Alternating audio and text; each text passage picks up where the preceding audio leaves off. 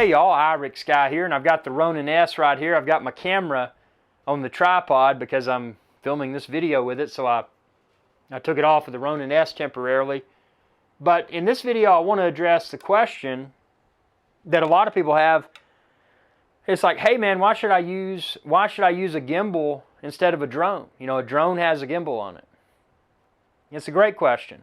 Well, the first part of the answer is that unfortunately, there's a lot of places that flying a drone, it may not be a suitable environment for it. You know, maybe there's a lot of obstacles, maybe there's a lot of interference, maybe it's an area where drone flight is prohibited. You know, so from that perspective, that could, you know, flying with a drone could be impossible or problematic. And the other thing is, with heightened drone regulations, I mean, that opens up a whole new bag of what ifs. And with a handheld gimbal, at least to my knowledge, you know, this is not an aircraft. I mean, this does not fly. So, you know, from that perspective, it's something that can probably be used in a lot more environments without running into any sort of potential flack from people. So that's a positive. The other thing is with this, especially the Ronin-S, and you can check the link within this video's description to find the Ronin-S and the camera like I use with it and the lens and all that. But the thing about this Ronin-S is so cool. I mean, this battery, not a replaceable battery in this grip, but, and again, to be tested in the field, but potentially well over 10 hours of battery life. So I mean, that's incredible to get that much battery. I mean, for most people, unless you're doing a super extended duration shoot, you know, this is something that would be able to complete the entire pro video shoot. So that's a good thing.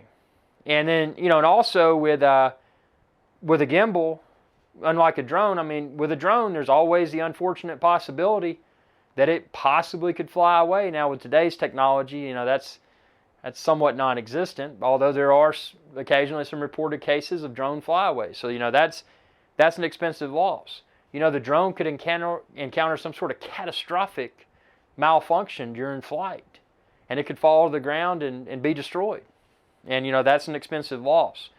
Now, sure, with this right here, especially with a higher-end camera on it, you know, you've got potentially several $1,000s of camera and lens on top of it. So if you drop this or you trip while you're walking, that could be a problem.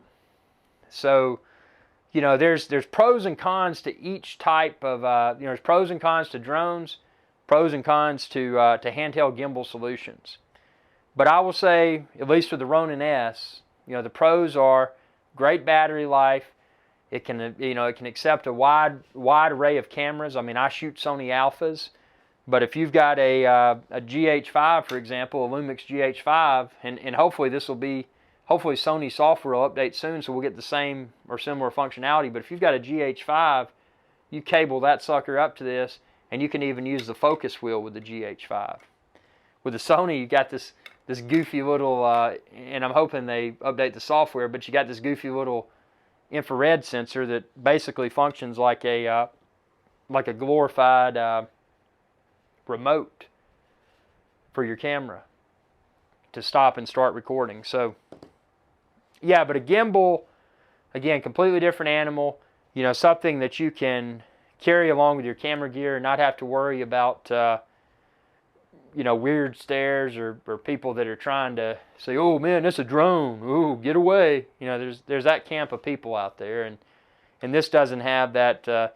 Unfortunately, drones have that stigma now, and it's bad because I love drones. But you know, it's now, keep in mind though, with this large battery in this, you know, check your airline's regulations, because this large battery, you know, there may be special requirements for traveling with it. So, you know, keep that in mind.